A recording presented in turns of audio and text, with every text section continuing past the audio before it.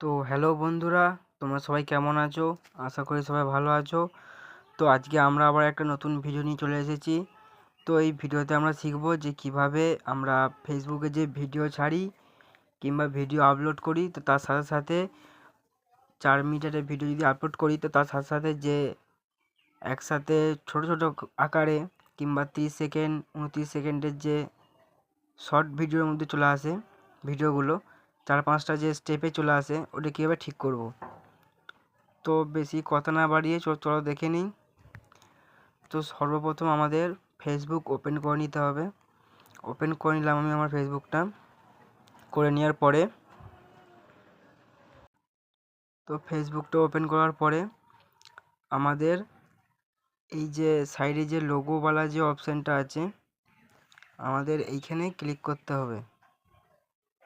তো ক্লিক করার পর এরকম একটা ইন্টারফেস আসবে তোমার, যেমন যেটা প্রোফাইল বলি আমরা, সেই প্রোফাইলে চলে যেতে হবে। চলে যাওয়ার পরে তো দেখতে পাচ্ছ আমার এইখানে অ্যাকাউন্টটাতে একটা মুভি ছাড়ি আমি, মানে মুভিটা যেটা আছে সেটা বরাবর যেটা ফুল আছে সেটা আছে, তার উপরে আবার 2-3টে শর্ট ভাবে যেটা আমরা দেখতে পাচ্ছি সেরকম চলে এসেছে। তো এটা আমরা ঠিক করব কিভাবে? তো সিম্পলি ধরো আমরা একটা ভিডিও আপলোড করছি, প্রফেশনাল ড্যাশবোর্ডে গেলাম, এইখানে গেলাম, যাওয়ার পর যে কোনো একটা ভিডিও আপলোড করলাম। তোমরা যেখান থেকে ভিডিও আপলোড করো, তো আমরা ধরো এই ভিডিওটা আপলোড করলাম, এরকম একটা ইন্টারফেস দেখাচ্ছে আমাদের এখানে। তো এইখানে তুমি যা খুশি তোমার, যেটাকে আমরা ডেসক্রিপশন বলি, এখানে যা খুশি দিতে পারো। দেওয়ার পর নেক্সট করে দিলাম। উপরে যে নেক্সট বাটনটা আছে ওটা ক্লিক করে দিলাম। তো ক্লিক করার পর দেখো এরকম একটা ইন্টারফেস আসে। তো তোমরা এইখানে দেওয়ার পর তোমরা এখানে যে কোনো হ্যাশট্যাগ দিয়ে এখানে দিতে পারো। এখানে তোমার যেটা মন, তোমার সেই হ্যাশট্যাগ দেওয়ার পর এখানে পাবলিশ রাখতে হবে। রাখার পর আমাদের একটু উপরে স্ক্রল করার পর দেখতে পাচ্ছ যে এখানে লেখা আছে star playlist from your video. তো এই যে এই জিনিসটা এইখানে আমাদের ক্লিক করতে হবে। ক্লিক করার পর তো দেখতে পাচ্ছ যে আমাদের এইখানে যে ভিডিও, এই যে দুটো সেটআপ অন করা আছে।